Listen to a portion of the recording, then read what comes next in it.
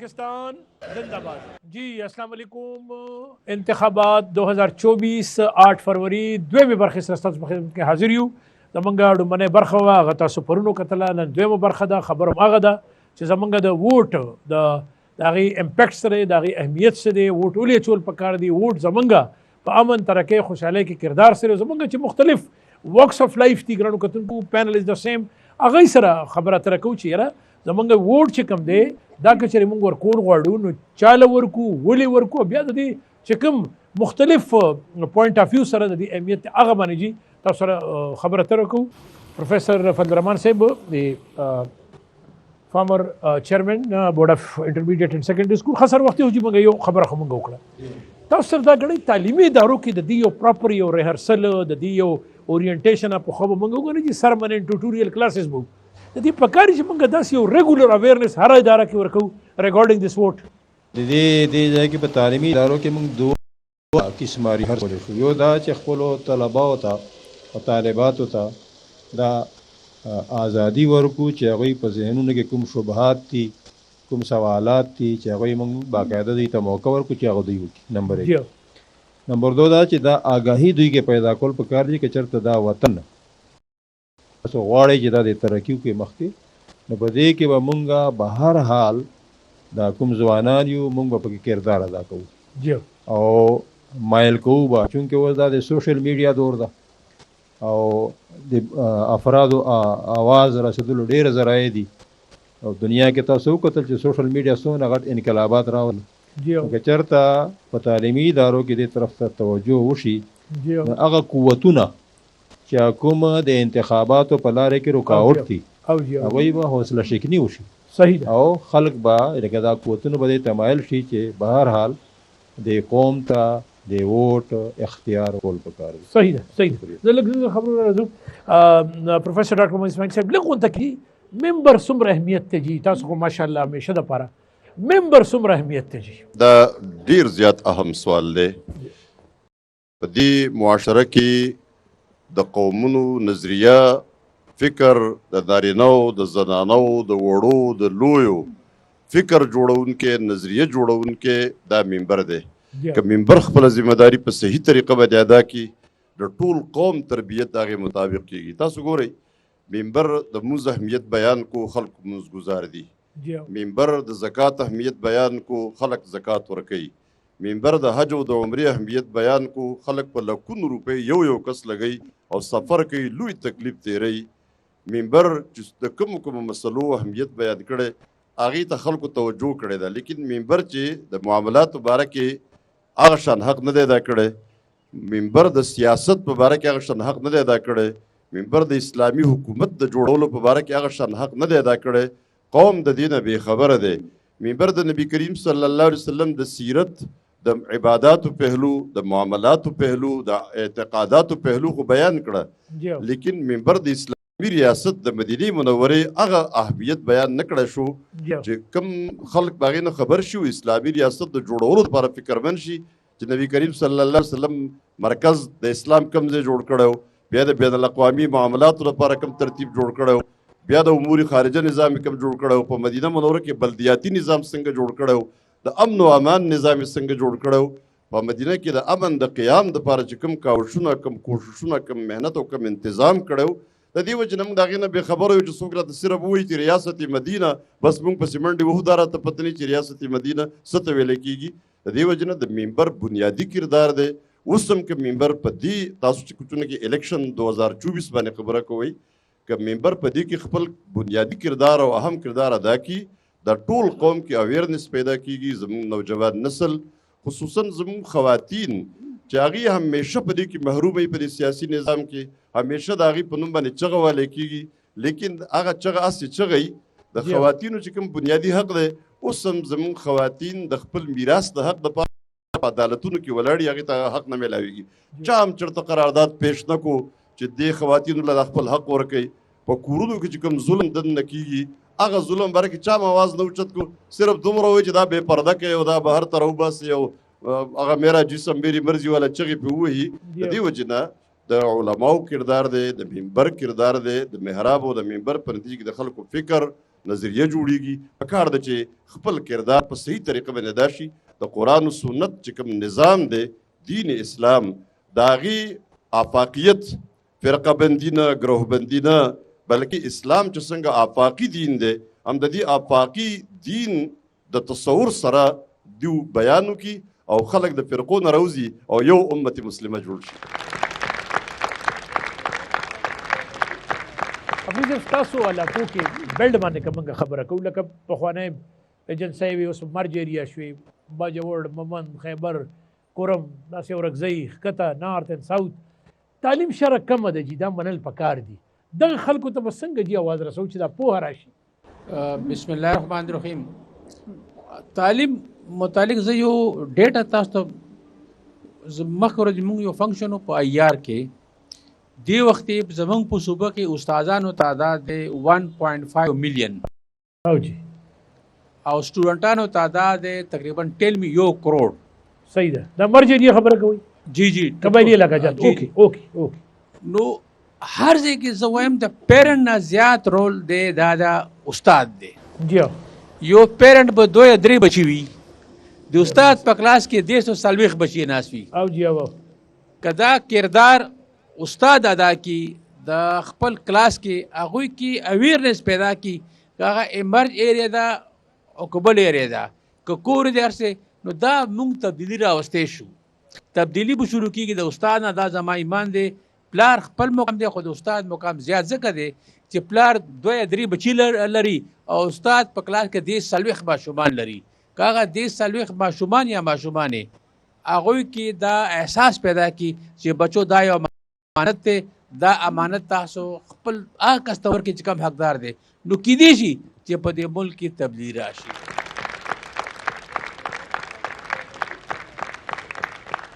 ڈاکٹر تسیم آپ ماشاء اللہ رائٹر ہے اور آپ اسپیشلی ریئلی اٹ از امپریسو کہ آپ چاہتی یہ ہیں کہ یہ جو پولیٹیکل امپیکٹ ہے افسانے کے اندر اس کو تھوڑا ترویج ملے. ایم آئی رائٹ کہ اس کو تھوڑا سا وہ ملے بوسٹ اپ ملے. یہ کیا کس سوچ کے ساتھ آپ کر رہی ہیں؟ سر میں نے خود افسانے لکھے تو نہیں ہیں میں ایز اے جو ہے وہ فکشن رائٹر ریسرچ کے اوپر آپ کر رہی ہیں. ریسرچ ہے میرا. اوکے تو میں سمجھتی ہوں کہ یہاں پہ صرف جو ہے وہ انتخابات کے حوالے سے الیکشن کے حوالے سے مصنفین ادیبوں کا بھی ایک بڑا کردار ہے لوگوں میں شعور آگاہی دلانا اور خاص طور پہ جو ہے ہماری نوجوان نسل اس کے حوالے سے. اور پھر میں نے جو کام کیا ہے کہ ہمارے جو ادیب انہوں نے سیاسی شعور کے حوالے سے لکھا ہے جمہوریت ہے امریت ہے ماشاء اللہ. پھر مزاحمتی دور کافی جو ہے وہ اچھا چلتا رہا ہے. علامت نگاری کے حوالے سے انہوں نے بہت زیادہ کام کیا ہے. لوگوں کو جو بتانا ہے کہ آپ کی اپنی جو ہے وہ حیثیت کیا ہے اور آپ کا جو ہے وہ مقام کیا ہے. ایک ہے حقوق اور ایک ہے فرائض. یہ ساری چیزیں جو ہیں آگاہی دلائی گئی ہے افسانے میں ناول میں. جو ہیں وہ شعراء فیض احمد فیض احمد ندیم قاسمی احمد فراز بہت بڑے بڑے ماشاء اللہ سے نام ہیں جنہوں نے اس حوالے سے جو ہے وہ لوگوں کو اکسایا بھی ہے. اور علامہ اقبال ہمارا قومی شاعر اس کی تو اگر شاعری کو دیکھیں تو شروع سے آخر تک ایک فکر ایک سوچ جس میں سیاست الیکشن انتخابات کوئی جو ہے وہ میں کہتی ہوں کہ زندگی کا شعبہ ایسا نہیں ہے کہ جس حوالے سے انہوں نے نہ لکھا ہو. تو یہ ایک مصنفین کا بھی ایک بڑا کردار ہے اس حوالے سے لوگوں میں آگاہی شعور دلانے کے حوالے سے. صحیح ډاکټر مشتاق تاسو له خبرو کې موږ خو چې کلیواله کې اجرې جماعت یو کانسیپټ ډېر دی دا صرف د ټي وي فرض خو نه دي که نه چې دا د اجره کې هم خلک جیناستي ملاویږي یو بل سره دا یو کنټینیوس پروسس پکار نه دی یو بل سره لږ ډسکشن کوي کنسلټیشنز کوي. جمشید صاحب دا ډېره لویه ذمهداري ده چې کوم زمونږ دغه اجرې دي جوپالونه دي چې هغه اجرې او جوپالونه هغه کردار ادا کړي کومه چې یو دغه اداره کوي او کومه چې یو دغه انسټیټیوشن دغه کوي دغه ادا کوي. پخوا به په اجره کې دا کار و چې مشران به ناستو نو کشران به غلې به ناستو خو هغوی به د مشرانو هغه خبرې لکه اورېدې کومې خبرې چې په خپله لالونه او ګوهر نایاب وو او مشران چې به رالل هغوی به ودرېدل. اوس د اجرو کانسپټ تاسو خو ما ته د کلي حواله راکړه خو په کلو کې د اجرو هغه کنسپټ هم پاتې نشو، هغه د جوپالونو پنچایتونه پاتې نشو. پنچایت بس شو، خو پنچایت به هم داسې یو شو چې په هغې کې به ټولو خلکو کنټریبیوټ کوله. نو دا لکه مشران چې کوم دی، مشران زمونږ دغه دي، دغه لرننګ دغه ټاورز دي، او هغې چې مونږ ته په اجرو کې یا جوماتونو کې تاسو وګورئ، په جوماتونو کې به دغه لګي که خطیب لګي، خو د هغه نه به تاسو یو سوشل خبره او نه رہے چې د هغې تعلق سماج سره دی، د هغې تعلق دغه سره. نو دا شیدونه دا زمونږ دغه فرایضو کې بېشک راځي، او زه خپل ځان هم ذمه دار محسوسوم او د خپل کسان هم د دې خبرې ذمه دار محسوسوم. سیف الاسلام سټوډنټ ته پرټیکولر څه ویل غواړي؟ ماشاءالله یو پرو وایس چانسلر، سټوډنټ ته څه ویل غواړي؟ په دې کې ظاهره ده چې تعلیمي ادارو ډېر غټ رول پلی کولی شي د انتخاباتو حوالې سره چې د دې اویرنس سیوا شي. نو یو خو دا ټایپ پروګرام دی. موږ په یونیورسټیز کې زه هم چې دا سټوډنټس که موږ موټیویټ کول غواړو چې د ووټ کې حصه والي، الیکشن کې حصه والي ووټ ورکړي، نو په دې کې زه هم داسې پروګرامز هم کول غواړي چې کم پریویسلی کم هغه الیکټډ زمونږ ممبرز وو که هغې دلته راشي. اوس مثلا دا پینل ناست دی او دلته زمونږ دلته ایم این اے ایم پی ای د دې علاقې هغه هم ناست دي، او د هغه نه تپوسونه وکړی شي. ټیک دی جي، ځکه چې الیکشن وشي او خلک منتخب شي، هغې خپل ټایم تیر کړي، هغې څه وکړو څه ونه کړو، د دې بالکل څوک تپوس نه کوي. نو زما دا تاسو ته هم یو درخواست دی که ای وی ټي دا ټایپ هم پروګرامز وکړي چې دا خلک پکې هم شامل شي، دې سره شروع دی، د دې سره به شعور پیدا شي. لږ سافټویر والا کړی دی، هغه لږ هارډویر. جی ها، بهرحال د سټوډنټس خو ډېر غټ ذمه داري ده چې ځکه چې دا زمونږ چې کوم آبادي ده د یوت نه، خو 60% زما په خیال داسې لکه زیاته ده، زم یوت زیات دی، نو په هغې کې خو سټوډنټس تعداد هم راځي. نو مونږ کوشش کوو چې مونږ په دې حوالې سره خپل رول پلے کو یونیورسٹیز. ٹھیک ہے جی، دا زما جی میرون صاحب ذرا بات کریں، پھر میں ادھر آ جاتا ہوں، میں کہ ایک طرف سے ذرا ہو جائے.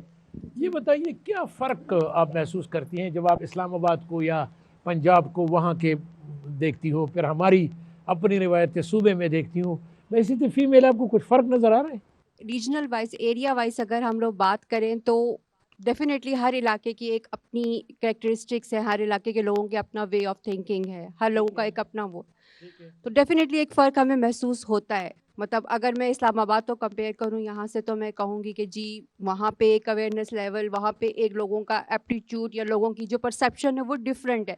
پشاور میں ڈیفینیٹلی ماحول یہاں کے حساب سے وہاں پہ ڈفرینٹ، لیکن بحیثیت ایک قوم ہم دیکھوں تو میں سمجھتی ہوں کہ ہم سارے وی آل آر آن دا سیم پیج.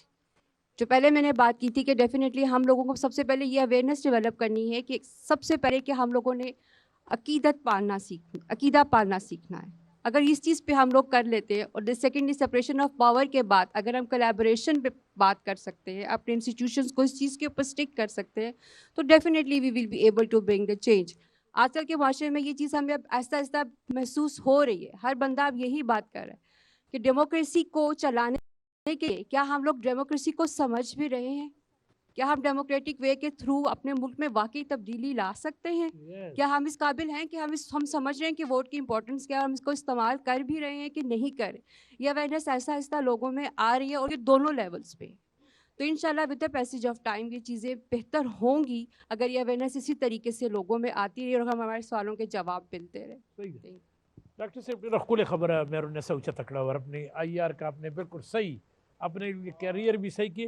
یو خبر تاسو خپل خبرو کې خو یو پکې زما یو خبره پکې لږ زه کلب ان کوم جی کنه دې ډېر ښکلې خبره وکړه چې موږ په یو سیس کانسیپټ زموږ کلیئر دی چې موږ څه خبره کوو. بس جسٹ ایلیبوریٹ دیٹ جی.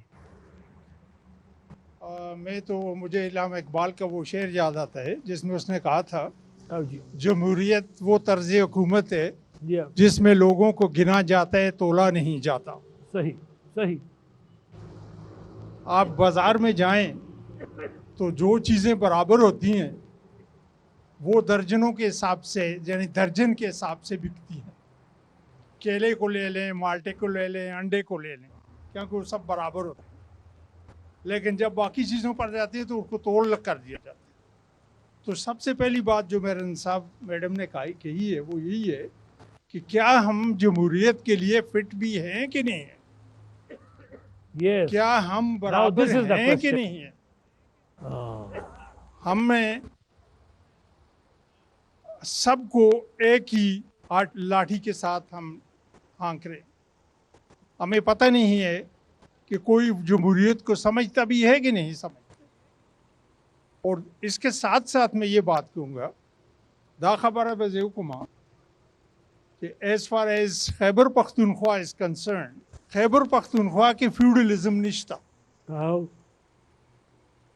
او د دې دا ریزلټ دی چې خیبر پختونخوا جمهوریت د نور صوبو جمهوریت نه ډېر مختلف دی. How?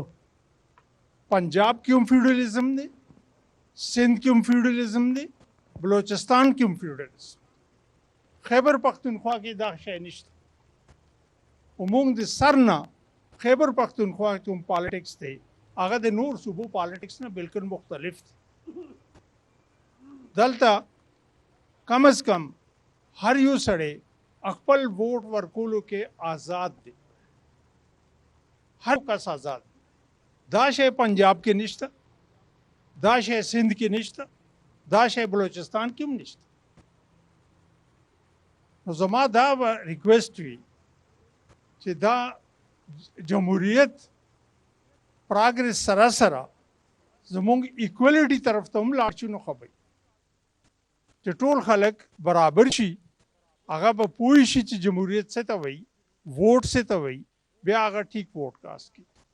او کوم ځای پورې ووټ کاسټ کولو ته لګ دی, زما خیال د مشتاق صاحب تقی عثماني صاحب چې کوم ریفرنس ورکړی دی هغه نه پس کو موږ باندې دا فرض شو. او دا اسماعیل صاحب سره د هغه سره ریکویسټ وکړم چې خپل ممبر باندې د خلکو ته دا شی ضرور کوټ کړي چې تقی عثماني صاحب څه ویلي دي اباؤٹ ووټ. بالکل صحیح ده. قرآن سے مشان چې کوم وکړه مشتاق سے وکړه او دی وکړه. سر ایک کو صرف ایک سوال, اب چونکہ بات ہو رہی ہے, بحث ہوئی, تو رات کو میں ایک آرٹیکل پڑھی تھی حسن نثار صاحب نے, بڑے مشہور کالمنسٹ ہیں, انہوں نے لکھا تھا somebody asked, ایک ووٹر نے کہا, I will try to phrase it in the English, کہ I'll vote you, the voter is saying to the person, I will vote you if you will be the St. Peters. And the person replied, if I will be the St. Peters, you wouldn't be in my constituency. How would you comment on that? Okay. How would you comment? How would you perceive it? آپ کیسے اس پہ کمنٹ کریں؟ تھوڑا سا کلیئر کر دے, تھوڑا سا ذرا آسان لفظوں میں. حسن نثار نے اپنے کالم میں ایک جگہ لکھا ہوا تھا کہ ایک کینڈیڈیٹ سے ایک ووٹر نے کہا کہ آئی ول ووٹ یو اف یو ول بی سینٹ پیٹرز. سینٹ پیٹرز. سینٹ پیٹر. سینٹ پیٹرز. تو کینڈیڈیٹ نے کہا کہ اف آئی ول بی دا سینٹ پیٹر یو ووڈنٹ بی ان مائی کانسٹیچوئنسی. اچھا. So how would you phrase it? How would you define it? ممبر کا بہت زیادہ زور ہے. میں تو چونکہ سائنس کا اسٹوڈنٹ ہوں, مجھے پتہ ہے کہ کرسچینٹی میں جب ممبر کے پاس زور تھا تو انہوں نے کہا تھا کہ زمین کے ارد گرد پوری کائنات چکر لگاتی ہے, اور جو اس پر یقین نہیں کرے گا وہ کافر ہے, وہ کافر ہے. اور اس کے نتیجے میں جن لوگوں نے اس پر یقین نہیں کیا کرسچینٹی میں, وہ کاپرنیکس ہے جس نے کہا نہیں زمین تو ایک چھوٹا سا سیارہ ہے جو ارد گرد گھومتا ہے, تو اس کو انہوں نے کمپلسری سزا دی ٹو ڈرنک پوائزن اینڈ ہی واز کلڈ.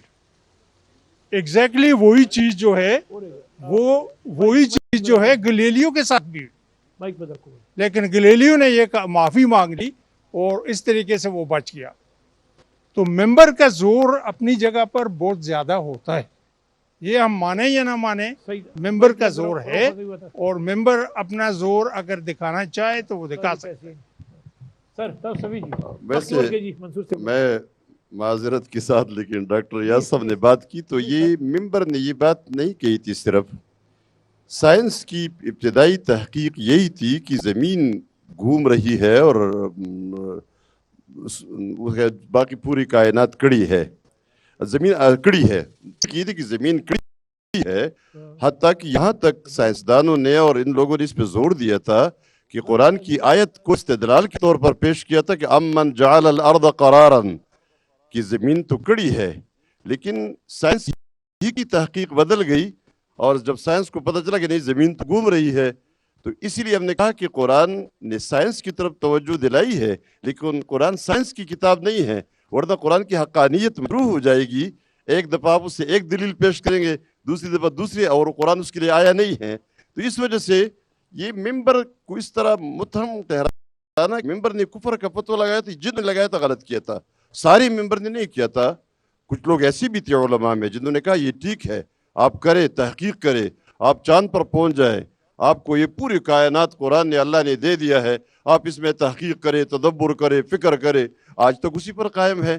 کچھ لوگ ایسے آج بھی موجود ہے، صرف ممبر میں نہیں، جو عام لوگ ہیں ان میں بھی ہے کہ اگر کسی نے کہا کہ انسان چاند پر پہنچ گیا ہے تو وہ اس کو پتہ نہیں کیا کیا کہے گا۔ تو یہ صرف علماء نہیں الله ہے۔ دې خیر ستاسو سره زه بله خبره کوم. ګورې جي یو لږ باندې ځکه زه دا ویم دا زموږ ملک جي د سرو سپینو ډک الله تعالی پې راکړی. It's subject mining and this minerals and mining ډک الله تعالی پیدا کړی. دا موږ دومره کم وخت یو جي موږ د خپل سیند هم فایده نشو اخیستی.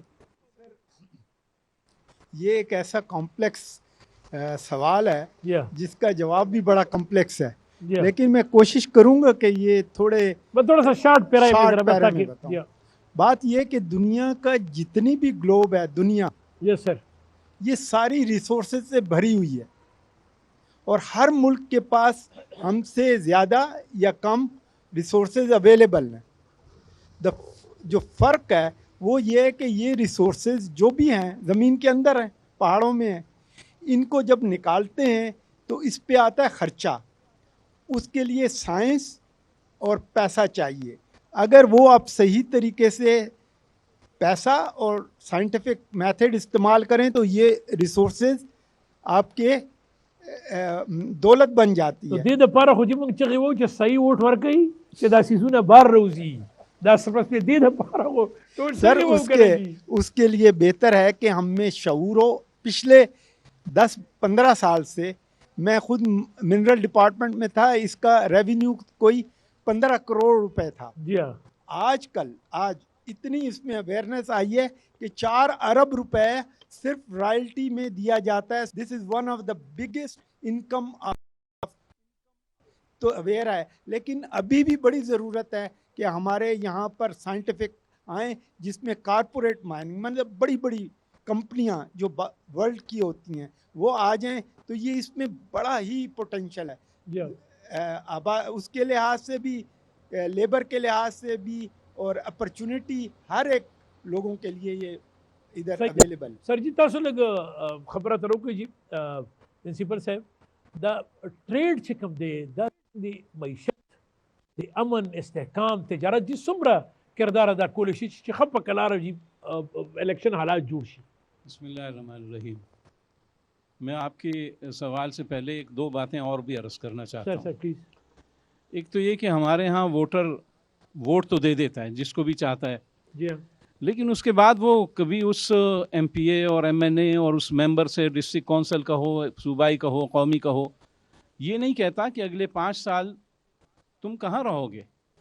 مثلا میرا ایک سوچ یہ ہے کہ ہمیں اس ووٹ مانگنے والے سے پوچھنا چاہیے کہ تم اگلے 5 سال بھی یہیں حیات آباد میں رہو گے، ہمیں ایکسیسیبل ہوگے، تمہارا موبائل کا فون نمبر تو نہیں بدل جائے گا، تمہارا گھر تو نہیں بدل جائے گا۔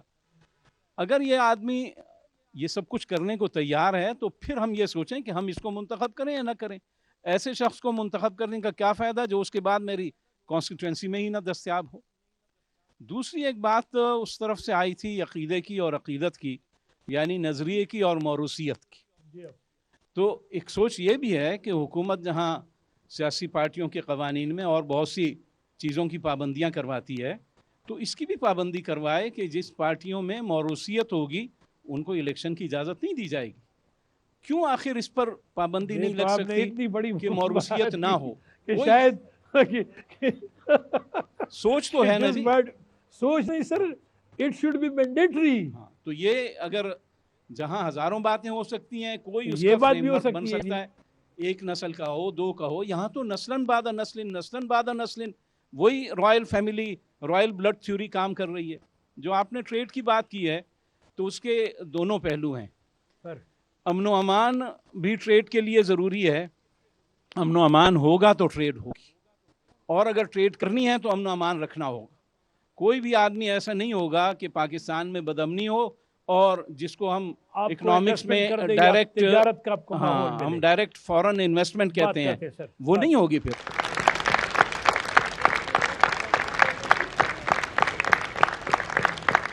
वो टचुल पकड़ दी कि शॉर्ट खबरें कुछ लगा जीरो लगी जी।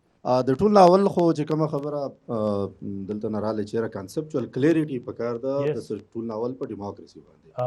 د ډیموکراسي په ټایم کې ډیفینیشن به دې کېدو چې ګورنمنت اف د پیپل فار د پیپل بای د پیپل ټو د پیپل بلا بلا بلا، خو دغه ډیفینیشن واس ریلیونت نه دی. موجوده په لیټریچر کې چونکې زه سټوډنټ یم د پولیټیکل ساينس په لیټریچر کې د ډیموکراسي ډیفینیشن دا دی چې ډیموکراسي از بیسیکلی د سکل ټو مینیپولیټ پیپلز ویل. ماشاءالله په ډیموکراسي باندې مونږ د خلکو مرزي معلومه ونه دا مرزي مینیپولیټ کو اکچولی پریکټیکل شیز دغه د امپیریکل ایویډنس دا دی. اوس چې کله ډیفینیشن د کنورټ شو نو زموږ چې څونه مطلب په کم آیډیالوژیکل فاونډیشنز باندې د خپل بلډینګ جوړ کړی دی چې په ډیموکراسي کې به مونږ ووټ ورکو. زموږ د ووټ په نتیجه کې به یو پولیټیکل پارټي یا یو ګروپ یا څه وټس ورس شي چې هغه به د 4 یا 5 کالو د پاره په حکومت کې راځي. بیا به د 5 کالو پس مونږه عوام د هغې بیا اکاونټیبلیټي کوو، هغه به بیا مونږ له راځي مونږ ګورو چې یاره د پرفارمنس ټیکو که غلط و، او د پرفارمنس په بیس باندې هم فیصله کوو چې یاره دله را روانه پیره حکومت ورکول پکار دي که نه دي ورکول پکار. نو د هغې سره دا شیزونه هم غلط دي. د پرفارمنس په بیس باندې را روان حکومت په وجود کې نه راځي. په ووټ ګټلو کې د پرفارمنس رول چې دی دا د ریسنټ سټډیز مطابق موسټلی 13% دی. 13%. اوس فیکټر څه دي او په سوسایټي کې زموږ رول څه پکار دی؟ بنیادی طور دا سوزونه په علامه اقبال شعر هم سر ہوئے چې جمهوریت ایک طرزی حکومت ہے کہ جس میں بندوں کو گنا کرتے ہیں تولا نہیں کرتے. نو بہرحال هغه شعر چې هغه موږ ریکنیکټ کول پکار دی د ټایپ ډسکشنز سره. بنیادی سیز نن سبا چې هغه دی نو هغه دی چې په معاشره کې مستقل سوشل ایکټرز پکار دي. دا هغه سوشل ایکټرز د لپاره وایبرنٹ پولیټیکل سوسایټي پکار ده. هغه پولیټیکل سوسایټي به د ټولو ناول جنریټ کیږي د سټوډنټس نه، سپیسیفیکلی د سوشل ساينسز د سټوډنټس نه، ځکه چې د هغوی د سبجیکټ ډیمانډ هم د هغې نه دا دی. زموږ پرابلم څه دی؟ زموږ په سوسایټي کې که موږ ایکټرز ته لاړ شو نو د ټریډ یونین شته، د ټیچرز یونین شته، د بلا بلا د هر شیز یونین شته، جرنالست یونین شته. خو ساری ټو سه چې زموږ د سوسایټي د ټولو نه مطلب وایبرنٹ طبقه چې کومه د سټوډنټس نو یونین خو وجه د هغې څه ده؟ وجه د هغې څه ده؟ د ټول نه غټه وجه د هغې چې د نو زموږ د ملک ډیکټیټرشپ دی. ځکه چې پاکستان کې په وینو پابندي یو ډیکټیټر لګولي وه، هغه ډیکټیټوریل فلیور چې کم دی هغه زموږ د سیسټم نه تر اوسه پورې لا وتلی نه دی. نو په دې وجه باندې د معاشرې دغه سوشل ایکټرز چې د ټول سو پورې موږ وایبرنٹ کړي نه او دغه تم نه پرېښوي د هغې پورې ډیولپمنټ بالکل نشي راغلی. ثانک یو ویری مچ. زنده‌باد. ها بچي ودرېږه لږ شارټ ښه بس شارټ شه شاباش. السلام علیکم. سلام. زه پاکستان سټډي سیکنډ سیمسټر سټوډنټ یم، بونیر سره تعلق ساتم. سر تاسو خبرې وکړلې. جی سر. ابو نیره کې چغرځي یم سر. جی نو سر زه که چېرته خپل بونیر واخلم نو ووټ چې دغه کاسټ کول ډېر لازمي دي، هغه که د سټوډنټ دپاره دي او که د ایلډر دپاره دي، د ټوټلو دپاره. پیرنټس باندې زموږ اساتذه کرامو خبرې وکړې. پیرنټس خو موږ ته دا خبره وکړي چې تاسو ورشئ ووټ کاسټ کوئ، خو زیات تر پکې بیا داسې وکړي چې پلانې پارټۍ ته به ووټ کاسټ کوئ. پلانې پارټۍ ته زموږ که چېرته سر زه خپل بونیر واخلم، بونیر زما که څوک ګوري خفه کېږي د به دې نه، خو زما هلته کې عزیز ولي ده سر. عزیز ولی که چېرته که سر چېرته د دې عزیز ولی نه موږ راووځو نو موږ به هغه ټرو ډیموکراسي سایډ ته تللی شو. که چېرته به دې کې نو دا ټرن آؤٹ چې کم دی زمونږ سپیشلی کے پی کې او بیا ټرایبل ایریاز کې ډیر زیات کم وي. یو خو دا وي چې کم فیمیلز له مونږ چې کم دی دا رائټ نه ورکو او دویم چې زمونږ کم ټرایبل ایریاز ته یا کیپی ته چې کم د میل په نسبت سره کم وي نو هغه زیات تر چې کم دی د خپل ځایونو بهر وي یا په جابز باندې وي یا مونږ سټوډنټس یو نو مونږ هم بهر یو یا پنجاب سایډ ته یا دلته کې کیپی کې نو زمونږ کارډونه الته کې رجسټر وي نو ډیر د غربت د وجې چې کم دی هغه کسان الته کې نشي تللی او خپل کاستول مطلب خپل اوټ نشي کاستولی دغه ځکه تاسو والی تقریبا 9 میلیون یعنی 90 لاک چې کم اوورسیز دي هغه هم د اوټ نه محرم دي نو زمونږ دا خواست دی چې دا ای وی ایم چې کم الکترونیک ووټینګ ماشین دی که دا لانچ کړلی شي نو دوی بتاوي چې زمونږ ټرن آوټ چې کم دی دا به د ټول نه زیات وي او انشاءالله 2024 ټرن آوټ به رزلټ ډیر زیات وي شاباش ماشاءالله جی ها صاحب راځي جی ته خو چاته غوسه نه کنه خدای دې وبخښه او کنه بسم الله الرحمن الرحیم سر زما محمد صدیق نوم دی زه د مومندو سره تعلق ساتم او کوم ځای سره مومندو سره مومندو ماشاءالله سر امپل اوس مومندو کې ته کوم ځای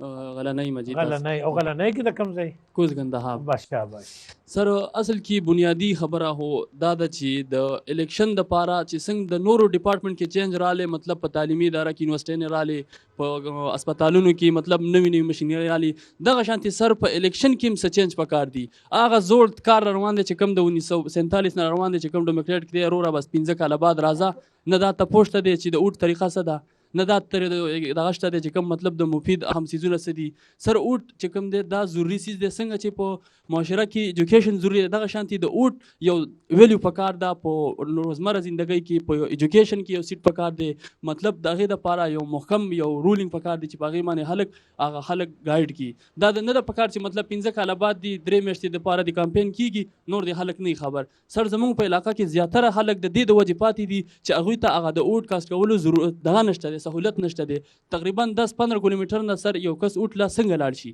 د هغه د لپاره چې مطلب هغه اوټ کاس کی چې په هغه د اوټ اهمیت دغه ته مخکې نه پته وي نو سر دغه د لپاره بعد هغه د ارز نه اوټ ځان رسوي دغه وجه دا چې د اوټ کولو ذریعہ او کوم سہولت سر دا موثر نه دي لکه څنګه چې نورو ډپارټمنټس کې چینج رااله ادارو کې تقریبا ټیکنالوژي سیوا شوله په دغه کې چینج رال په اوټ کې اوس پورې سر چینج نه دی راغلی زه پوه ویل ډن لکه ستا خبره دا ده چې ټیک شه جی اوټ تر پاره خو تاسو پرچار کوئ خلک د موټ لاړ شي هغه چې کوم هغه بنیادی سہولتونه دي سر هغه نشته بیسکس او چې کوم نیسیسټی ده هغه هم تاسو چلا ورکی کوي یس سر ضروری دغه ده با ویری ګډ شاباش ویری ګډ جی سر پلیز بسم الله الرحمن الرحیم آفتاب حسین مینم د پاک سټډي امپل دلته یہ د کوم ځای ملکند سره مې راشي ملکند سره و یار دانم خو زبردست کار سر چې څنګه خبر وکړه وقار سر چې مونږ د کوم خلکو خبره کوو مونږ د چا د پاره خبره کوو چې یار دا خلک طالبان او مونږ په هغه اداره کې ناس یو یو تعلیمي اداره کې ناس مونږ دا وایو چې یار دا خلک بیسیکلی بنیادی تور چې کوم دنو چینج راوستلی شي نو د دې خلکو چې کوم هغه جمهوریت حق ته کوم چې ډیموکراټک رائټ ته کوم چې دوی جمهوریت حق ته چې طلبه یونین ویلېږي هغه طلبه یونین بحال نه لري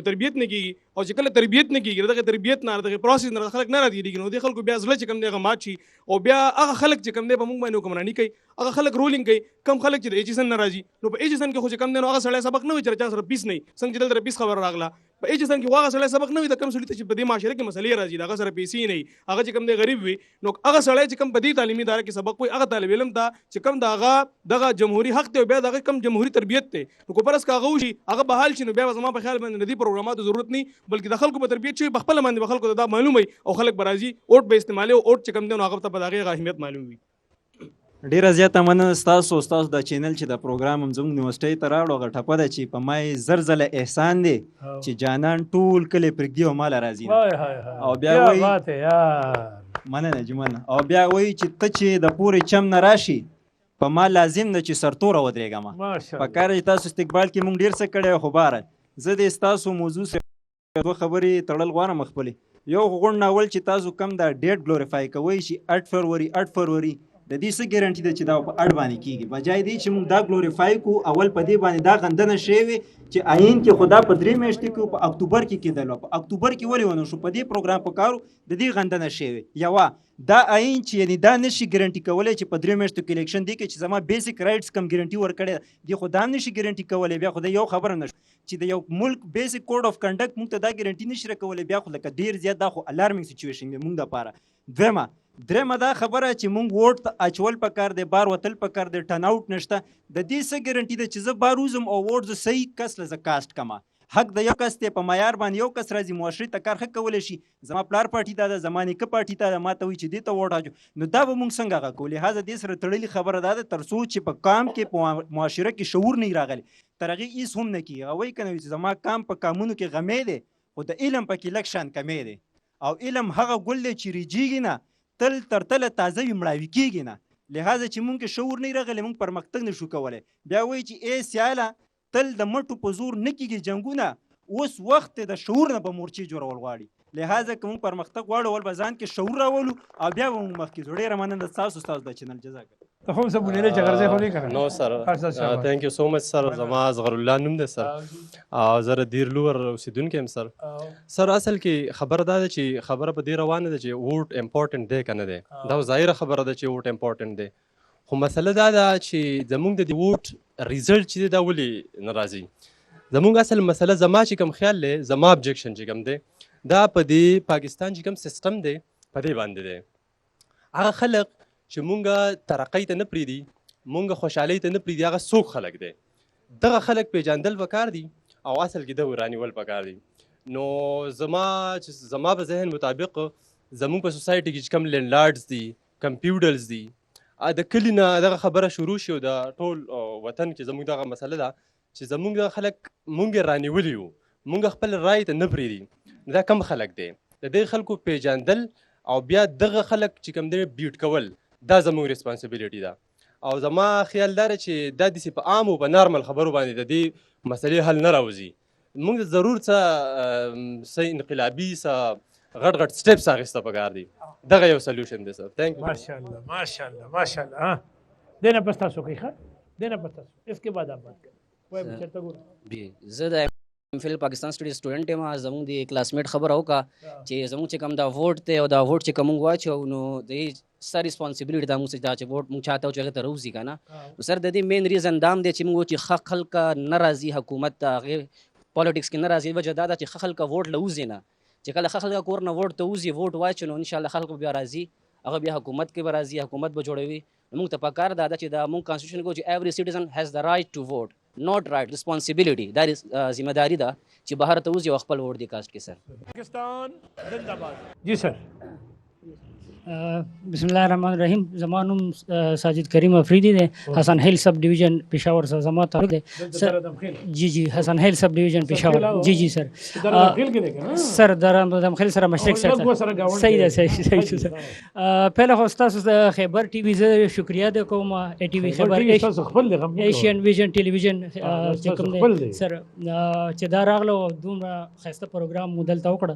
ما خو ډېر څه غوښتو چې ووایو خو سر ټایم چونکې شارټ دی او زمونږ استادانو ډېرې ښایسته خبرې وکړې. هغوی چې کومې خبرې وکړې د هغو د پاسه خبرې داسې دي لکه نور تعینه ښودل برابر دي، خو د ټولو نه ړومبې خبره زه چې کوم نور ته ډیوا سوري سر صحیح شو سر. نو لکه غټه خبر اویرنس کمې دی سر دلته کې چې کوم دا کنه تاسو خو یو د غټ دغه ولا هغه وکړه سټوډنټس او دغه چې کوم دی استادانو دا هو لکه یو اپر دغه ولا کیټګري ولا خلک دي کنه دینه لکه لوور کیټګري ورته خلک هم شته دغه چې هغه ټول کې اویرنس راشي چې ووټ څه شی دی مونږ به څنګه چو. صحیح شو د دې اهمیت او نظام تبدیلی. صحیح شو. تھینک یو. د دې نه پتا شابه بچي شارټ خبرو کې بس 2-3 منټ. بسم الله الرحمن الرحیم. زمانو محمد کمال اور ایم فیل اسټوډنټ میډیکل ساينس کورم سره مې تعلق دی. کورم ایجنسی سره کورم سره تعلق دی. حقیقت ساده هم ساده زمونږ ډیر محترم اساتذه ټول خبرې کور کې هواکار صاحب چې کومي خبرې یو کې دا کلیر شوی ټوټل. سر 2022 کې ما په خپل باندې چیرمنشپ الیکشن لړاو کړی د کور مې نه. ووټ اهمیت لري تر هغه پورې چې کله تا کې ضمیر ویښ وي. که چرته مونږ وګورو مونږ ضمیر په څه باندې خرڅ شوی دی؟ پیسې باندې خرڅ شوی دی. بدقسمتي سره هغه کس زما سوسایټي نه اوچتوي چې څوک څه کار کول غواړي. مونږ کار کوو، مونږ دلته راځو که څومره سټوډنټس وي اسي شمي یا لوکل ایریا باندې پرابلم وي نو مونږ سټوډنټ ما به راوچتلو دلته به کولو. ما هغه الیکشن از ایکسپیرینس کړی دی چې وای ناٹ زه خپل ځان وښیم آیا سوسایټي ما پیژني که نه.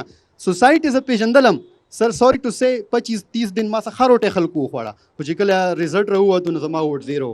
زمونږ اهمیت د ووټ نشته ضمیر نه ویښول پکار دي پیسې ته لت ورکول پکار دي جی ډېره مهرباني دا وه د پروګرام دویمه برخه انتخابات 2024 هغه یو نظر زه ډېر ممنون کوم ډېر محترم پروفیسر ډاکټر اسماعیل صاحب ستاسو افریدي صاحب ستاسو تحسین ستاسو مشتاق صاحب ستاسو سیف الاسلام ستاسو عمر النسا ستاسو ډېر ممنون سر تھینک یو ویری مچ ډېر محترم فضل الرحمن صاحب ریاض صاحب ستاسو ډېر منصور صاحب ستاسو مننه او سر ستاسو ډېره مننه تھینک یو ویری مچ دا منګه ون اف دی بیګست کورتبا یونیورسيټي ان KP دا غزه خلک ان پرټیکولر دی پرو وایس چانسلر سیف الاسلام موږ ډېر لوی موقع راکړه نیکسټ بیا تاسو سره ملاویږو اجازه غواړو الله پامان پاکستان زنده باد